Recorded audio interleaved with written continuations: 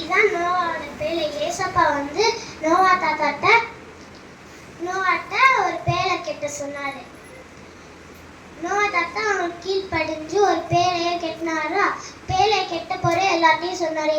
எல்லாரும் மனம் திரும்புங்க, ஏசப்பா அவங்களை ரட்சிப்பாருன்னு சொன்னார். எல்லாரும் கேட்கவே இல்லையா. அப்போ வந்து நோவா தாத்தா பேழையை கெட்டி முடிச்சிட்டாரா. அப்போ வந்து ஏசப்பா வந்து நோவா தாத்தா கதவை மூடிட்டாராம். அப்போ வந்து மழை பெஞ்சிட்டே இருந்துச்சா. 40 நாள் மழை பெஞ்சிட்டே இருந்துச்சா. எல்லாரும் கதவை தட்டிட்டே இருந்தாங்களையா. நோவா தாத்தானால திறக்கமே இல்லையா. இதுக்கப்புறம் மழை பெய்ய ஸ்டார்ட் ஆயிடுச்சா. ஏசப்பா நோவா தாத்தா கீழ்ப்படுறதுனால அவளோட குடும்பமும் மிருகங்களும் காப்பாற்றப்பட்டுச்சான்.